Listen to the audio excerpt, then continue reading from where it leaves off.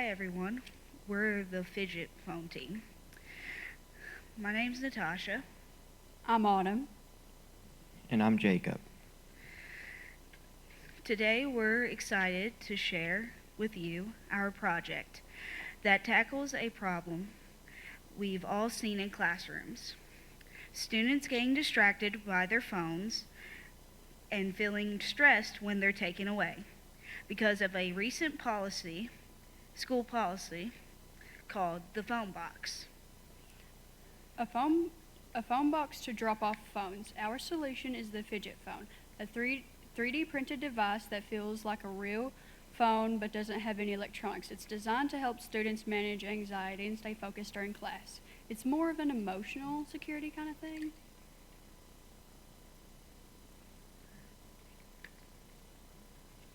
Plus, it's affordable and easy to use and has been tested with input from teachers and students.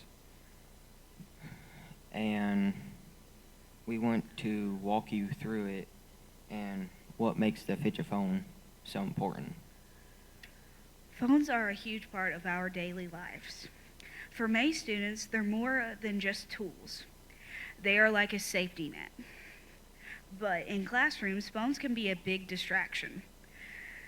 So most schools require students to put them away in a effective phone box. While that solves one problem, it creates another. Many students feel anxious or nervous without their phones. It can make it hard to focus or even pay attention in class. We saw this problem in our school and decided to do something about it. We wanted to create a solution that helps students feel more comfortable while also keeping them focused and distraction free. That's where the fidget phone comes in. It's a similar weight to an actual phone. It's 3D printed. It's a 3D printed device that feels like a real phone in your hands. It has cool fidget features such as sliders and texture to keep your hands busy and your mind calm during this transition from having your phone and not having your phone, since it gives you a sense of security, these students. Our idea is very simple. Students can have a feeling of holding a phone without distractions of screen or notifications. Research shows that fidget tools like this can reduce anxiety and stress to help improve focus.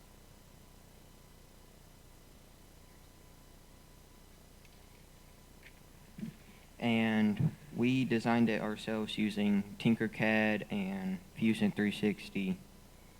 It's printed using PLA filament, and each device costs $1.26 to make. Let me bring these down to you so you guys can get a feel of them.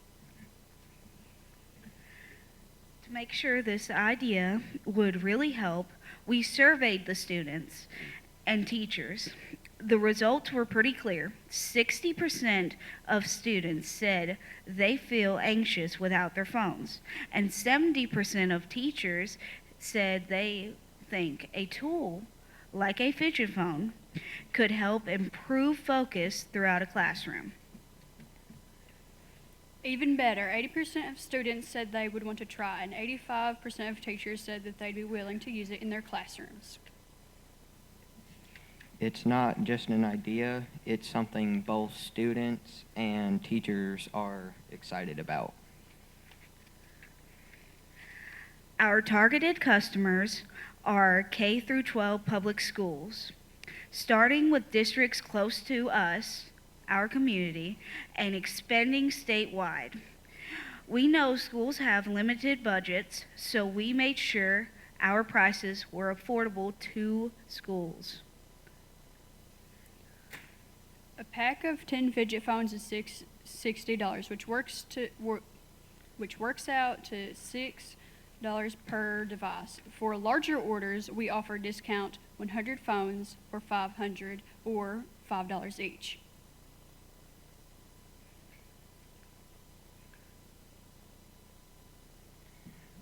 This pricing makes it easy for schools to bring the fidget phone into their classrooms without breaking their budgets.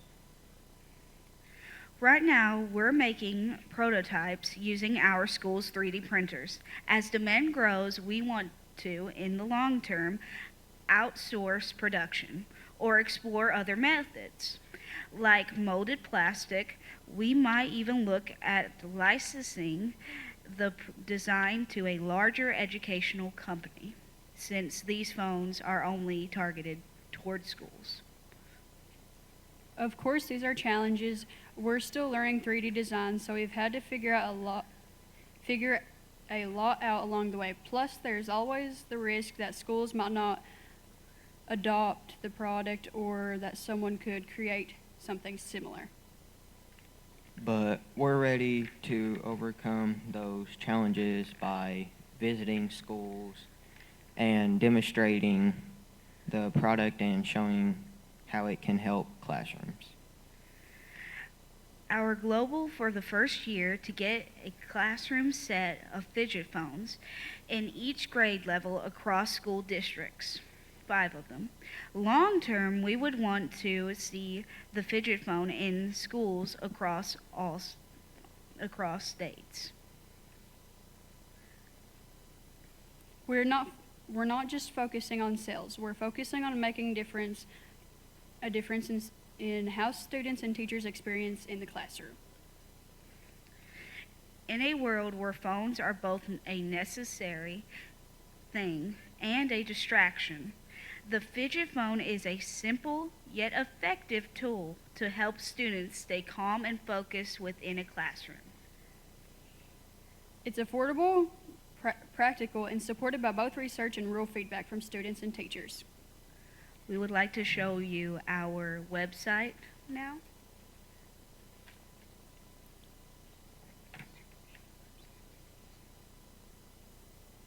This is the front page. It's just about what the fidget phone is exactly and what it's about, what all we do.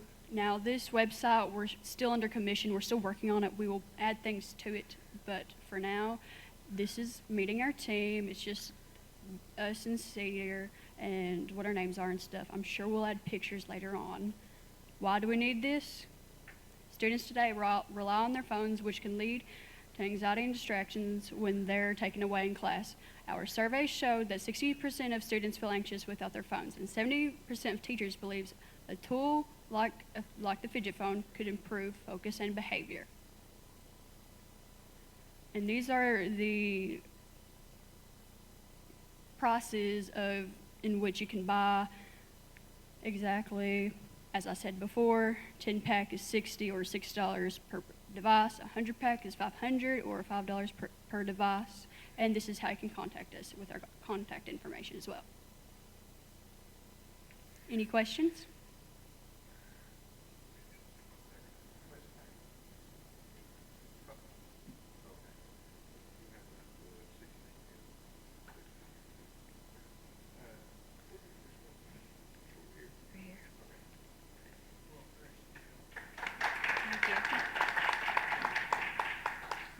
I think this is, well, it's sort of unfortunate that this is the world that we've created together, that we have dependencies on things like this. I have one too, so I get it. It's no fault of yours, and this is a clever solution to try and solve it. I think you did a really great job, and this is the first product that we're really seeing, and you've answered really all the, go-to-market kind of questions, so good job. One thing I think, though, from our experience in business and building applications for schools and trying to go like a top-down approach, where this is priced so competitively, it seems like your costs are really low. You could probably create an e-commerce site right now and go just like direct to students, right, and try and sell to kids. So that might be another approach to think about, if you're serious about getting it going, and you'd have a working business just like right from the get-go. I wondered if you've looked at any competitors in the space. I know there's lots of fidget things out there. Is there anything like this that's like a phone already? We have seen some out there, but we think that ours are better. Yeah, I know I've seen like, you know, 'Cause- the poppets that are like in the shape of phones, though this is like very different because it's like heavy, almost like a phone, and it has all sorts of other designs built into it. That's all what I've seen so far. Exactly. Well, thank you. Yeah, great job, guys. You really, you identified a need and you figured out a way to fill it and to trial it. So I'm excited for you all to continue, get it in, you know, really do some research on it, market research, that sort of thing, and see what the impact is and what the demand will be from the users themselves. I love the way you designed this one with, you know, actually moving your thumb on the product the way somebody might on their phone. Terrific. I was going to ask the question about competition, as Peyton just did, so I think exploring that a little bit more would be good, and really identifying what is unique about your product in the midst of other competitors. I shared with some folks that last night I watched an hour of Shark Tank to prepare. That was my professional development for judging today. So I am totally ready to invest in your product. Good job, guys. Thank you. I'm very impressed. I am in the wireless industry, so phones are what I do. And so I am also very intrigued by the psychology that's behind phone addiction and the detachment that we have when our phone's not available. Did we lose our phone? Where's our phone? I mean, we don't leave the house or leave a room anymore without having our phone next to us. So I'm just kind of curious to know if you all have done any research behind the anxiety. Like, what's causing the anxiety other than attachment? Is it lack of communication, worry they're missing? You know, we're in the world of instant gratification. That's not a world that my generation grew up with, but yours is, where you send a message, you get an immediate response. So I'm just kind of curious if you did any research on the psychology aspect of it. I did not do any research, but based on my own experience, you know, I've had my phone taken from me. I would like to think that it's more of an emotional kind of thing. Like, for example, whenever my phone's gone, I can't contact friends. I can't do what I need to do, like, say, homework. And it's just, I feel like detached from the world itself. And that's what I believe. It's just an emotional thing, really. If you really think about it, it just causes anxiety because you're detached and you're feeling maybe lonely or depressed, maybe. It's just, for example, like a kid got their iPad taken from them and, you know, say someone's in an argument, their parents or whatever. It gives them a sense of security to help them get distracted by everything out there. They can also do that. That is from what I have learned and what I have known. And that is from my own personal experience. What about the emotional attachment that you just mentioned? How do you feel that having this prototype or this, you know, fidget phone in your hand, how is that going to help that emotional detachment that you're feeling? You can actually feel the Touch it. phone in your hands, you know, because our mind, you know, our six senses, right? But we go through touch, and having that feel of a phone in your hand, you know, our prototype ain't weighted like a phone, but we want to make it weighted like a phone. And when you feel that weight, you're like, oh, I have my phone. I'm fine. I'm completely fine. Everything's fine. I have my security. And that's what we want to give to these students. And if you really think about it, it's kind of like a tricking your brain kind of thing. Like, for example, my phone's got taken. I have something in my hand that works as though kind of like my phone. So it's like, it gives you like that kind of thing through on your brain. And it just tricks it into like, oh, I'm fine. Okay, I got this. I can see your teachers appreciating this as well, because hopefully you'll focus more on the studies instead of who you're missing a message from. But great job. Thank you. Good idea. I think I need one. Can I take that home with me? The one suggestion I had was maybe you could put an area on the phone where there was a room for a little screen. They could print out a piece of paper, or you could print it for them, or whatever. that could say whatever they want to. It could be a picture of their best friend, it could be a quote, it could be anything. So they open it up and not only touch it, but you can see something. It reminds them, calm down, school will be over, you'll get your phone back, whatever, whatever's helpful to them. And I want to know, have you tested it with volunteers? Have you given it to your friends and asked them to test it and fill out a few survey questions? How did you feel? Did this calm you down any? Are there any features you'd recommend? We did give it to to one of our classes. I think it was a tech class, I do believe, and we did do a survey. Did we talk about that? We didn't talk about that, unfortunately, but we did do a survey on it, and it was overwhelming. They really liked it. Yeah. They really liked playing with it to kind of, take their mind off the phone and, feel the phone in their hands. And, to be honest, one of them asked the teacher, "Hey, can I take this home with me?" And that's how we know that's a product they want.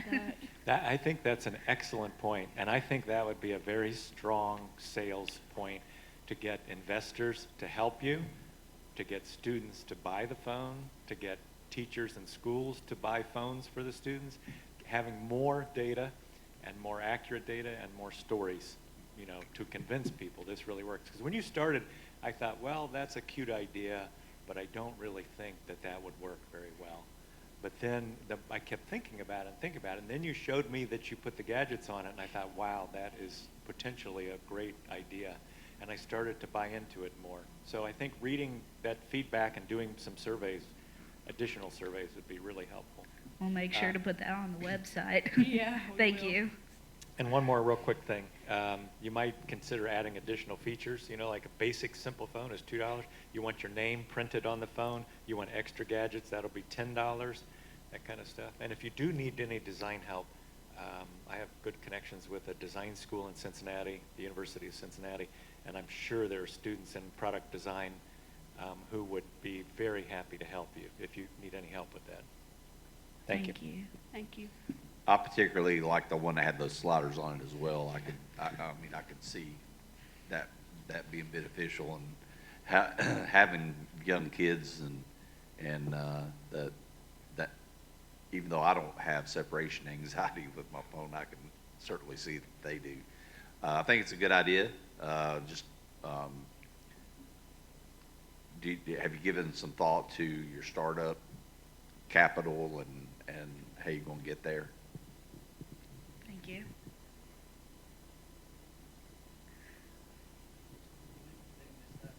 Yeah, I think, I was asking. Oh, really? I'm sorry. How are you going to get your startup capital?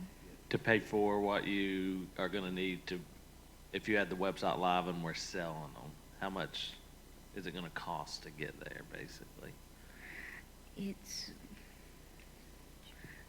so the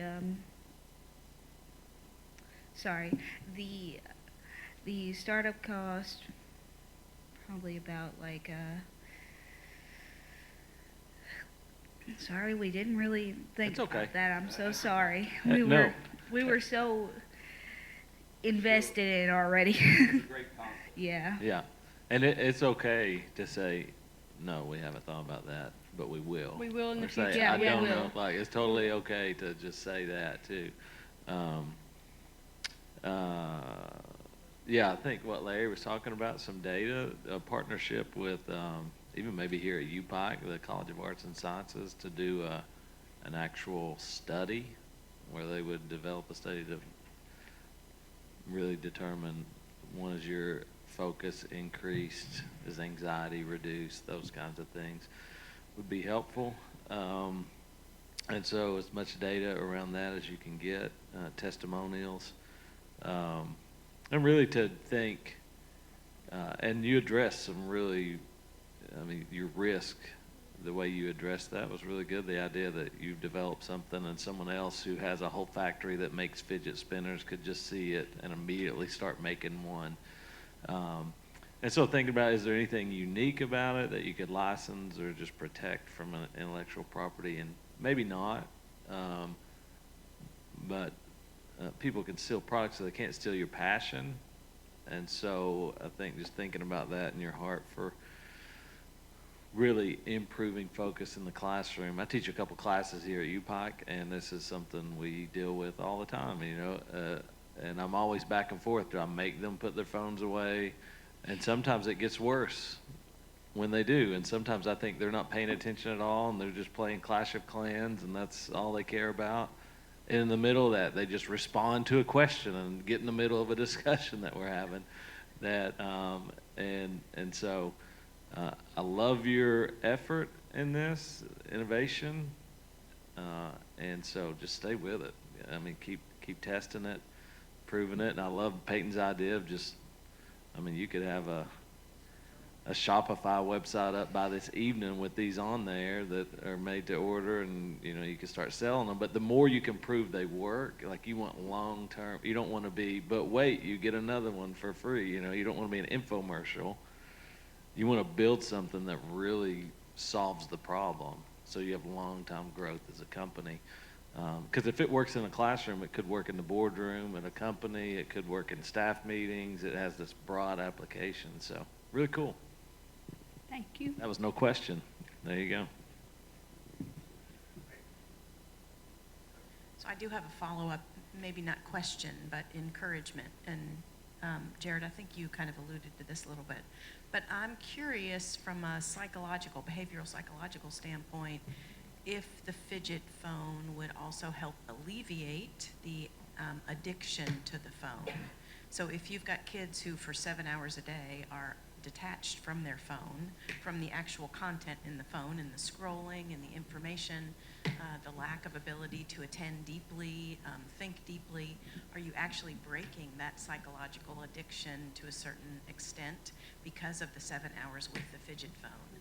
And that would be fascinating, because then you're stemming the tide on the anxiety, not just mitigating for it in the moment.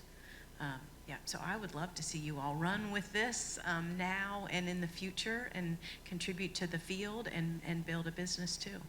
Again, congrats. Thank you.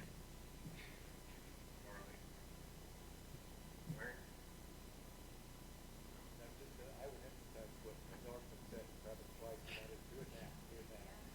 You may not jump to success today, but they will slowly build up. And anytime somebody says, I need one, you can sell it. They want 500, you can sell it. You're ready. Great idea. Thank you. Thank you. Thank you, Over. Thank you all. Thank you.